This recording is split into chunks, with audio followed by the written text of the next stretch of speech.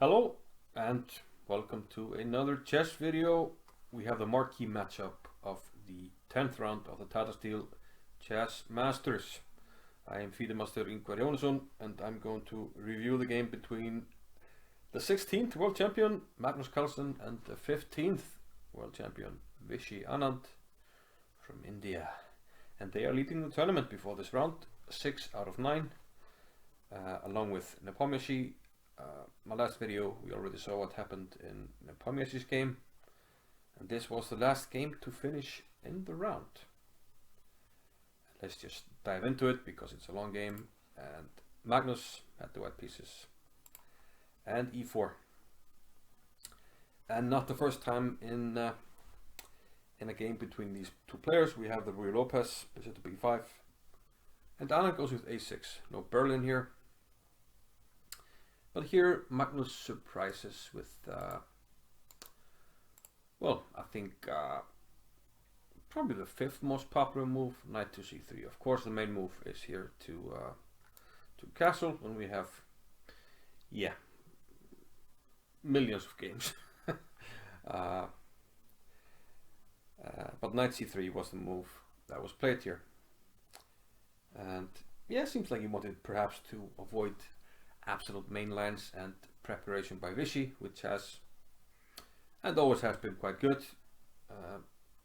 And after bishop c5, Carlsen takes on c6. So this is starting to look a little bit like one of these anti-Berlin lines in a way after d3. But of course this is a position very similar to the exchange Ruy Lopez, which happens if we go back after bishop b5 to a6. This of course is the exchange Ruy Lopez, and after knight f6, let's go back to the game. d3 queen d6, we have h3 playing against the bishop, and now bishop to e3, knight d7 by Vishy, and we have a trade immediately. And very soon we get a position that is very close to what you might get out of the exchange Ruy Lopez. So knight takes d4, c5, and Carlsen takes on e6. Vishy decides to take with a pawn. This pawn indeed is isolated, but it's not so easy to attack the pawn. So it doesn't make a huge difference if the pawn is on the e file or the f file. The main feature of the position after the queen trade is that white has either, in both cases, if the pawn is on the e file or the f file, white has a 4 against 3 majority on the king side. And the strategic idea of these structures is to play against the king side. Meanwhile, the majority on the queen side can't really make a pass pawn for black, so white will try to make a pass pawn on the king side, and quite often this simple idea is enough to win in lines like this. Often you also make a pass pawn, and maybe you can make some inroads on the queen side by using the pass pawn as diversion. For now, play continues. Of course, white wants to expand on the king side, so he plays f4. Soon he will expand the other pawns. First he has to go back to protect the pawn, but after king to e7, b3 pushes the knight away, and now he can push the pawns. Knight f5, now he centralizes the knight to e4, and pushes his majority pawn to g4. Knight comes to h4, and Magnus decides on rook h to f1. This both supports the f pawn and takes away this square. If black wanted to use that, maybe to jump over to the d4 square, or to attack the e5 pawn if white were to push the f pawn. But yeah, mostly to support the f pawn. Rook a to d8 here by Anand, and Carlsen trades and now plays f5. So after the trade, rook f8 and pawn to f6. White has fulfilled his task. He has created this pass pawn that we talked about, and that's very often the aim of the play here in these structures, to create a pass pawn. But what will he do with it? At the moment it's firmly blockaded and material is still equal. Note still how black isn't really trying to move his forces here, and yeah, that's partly because it's almost you know, unnecessary, because it simply doesn't work. You can't make a pass pawn. So black is just defending here. Rook to f4, knight g6, knight g5 check, king goes to e8, and first, okay, we have to move the rook, so now we're threatening the pawn on h7, h6, knight e6, and rook to f7, rook d1, okay, unusual mate threat here, but Anand takes on f6, but this, however, does cost him a pawn, because Carlsen can take on c7 and take on a6. So the pass pawn has paid dividends. White has won a pawn. However, now he has to make a new pass pawn on the queen side for this to be a decisive game. So he has 3 against 2 now over there, but he has to worry a bit about his own pawn, where black has more forces on the king side. So knight f4 starts to use those forces to attack the pawn. h4, he attacks it again, and rook h1. Now black would like to attack the pawn with a move such as this, but this just loses time. After h5 you have to move the knight, and then this knight re-enters the game. So instead Vishy prefers to keep this knight at bay with rook to f7. Carlsen now pushes knight to f4 and starts to push on the queen side. Here Anand played king to e7, probably feeling that, yeah, he needs the king over on the queen side, otherwise white would very quickly make a pass pawn there. King to f6, knight b5, but no, he's attacking here on the king side. It did have a dual purpose on e7. I was wondering, in this position, instead of king e7, if he plays rook f5 here. And playing rook f5, I mean, it's tempting, you know, attacking the pawn, but it's just too late. The knight now comes into the game, and okay, if you take with the rook, you're facing problems, because I play rook f1, and yeah, you, you can't protect this, because I can simply take it, give you a check, completely winning. And if you take with a knight, I can play knight a8, sneaky move, taking here, and this pawn is really fast. So yeah, he preferred king e7 instead. But okay, then he went for the pawn anyway. Knight d6, rook e7, king b2. And again, one wonders if black has time here to take on h5.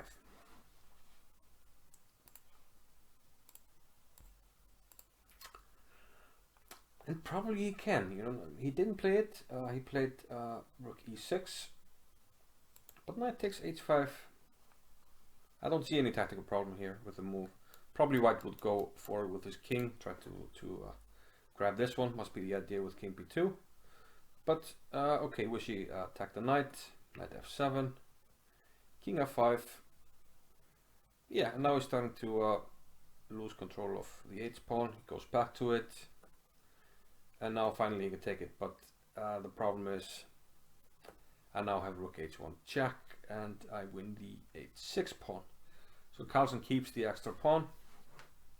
So one wonders if knight takes h5 was a missed opportunity to make this yeah, much more difficult game for Carlsen. So okay, from here it's just a question if this is enough to win. The king comes back, rook e2, knight to g4. So now Carlsen is slowly but surely trying to get his pieces back over to the queen side. He only needed them on the h file to win the pawn. Now he plays rook h2, of course defending this pawn which was under attack. And of course Anand goes for the trade. Well, I say of course, it's more logical to get pieces off. Yeah, probably more difficult to defend with this king so far away. So now you must get the king back. So king f5, knight f3, king e4, knight e1. We first need to protect the pawn before we can move the king forward, but black is in time with the king here. And yeah, this looks, I'm not sure if this is winning for white. Knight d3, knight to c6, knight f4, king d6, and now the king gets in, king to c4. Knight a7, trying to keep the king out. We don't want the king on b5, attacking the pawn. Knight d5 and king c6. Knight e7. And Carlsen decides on another route with the king. He's going to try to enter from the side. Knight e3, king d6, knight c4, king c7, and now c3. Dominating this knight. After knight e7, the king comes to e5. A little bit of a triangle dance. The king now comes to e6. And here Carlsen puts him to the test. He plays a5. And Anand blunders. He plays b5. B takes a5 seems to be the only move. And then we would probably get an endgame like this. King d5 attacking this pawn. And black has to play knight f4 check, trying to counterattack this pawn. But white can play knight d6 with the great point that knight takes e3 is met with knight b5. And this is a winning king and pawn endgame. White will get the opposition. So therefore black has to try something else, maybe knight c1. But then the knight comes over to d4, protecting the pawn of b3. And okay, yeah, now we relieve the knight of its duties, but still I'm not sure if this is winning. The rule of thumb is if the pawn ending is winning, then the knight ending is winning. So based on that, I'm gonna guess it's winning, but it's still very difficult. There are so few pawns, and you always have to be careful of the knight sacrificing itself for the last pawn. But fortunately for Carlsen, he didn't have to worry about that, because after b5, knight e3, knight f4, king e5, knight comes into e2, now knight d5, and Carlsen advances the pawn. And yeah, if black were to take on b4, which Anand didn't do, then we have a protected pass pawn, and this knight completely out of the game. Let's see a sample move like king d7, knight f4. The king comes over, and okay, if you move the knight anywhere else, we play king c5 and win the pawn. And if you move it here, taking the c5 square, I just play king d5. And you either have to move the king, when I should be getting some squares, bring the knight in, and this pawn will drop. And if you move the knight, I play king c5 and win the pawn immediately. So Anand tried something else, but it's probably a worse try, because after this, knight takes e3, c takes b4. The idea, of course, is to get the last pawn, but knight e2 is just in time and actually forced Anand to resign. The main problem is that b3, which you want to play, is met with knight d4 check, and when you pick up the pawn, you also protect the pawn on e5. So here you can actually just push the pawn. And if the king were to attack from the other side, the knight becomes very useful in protecting the pawn. If it wasn't, maybe black would have time for this, but no such thing here. The other move is king c5, but knight d4 wins as well here.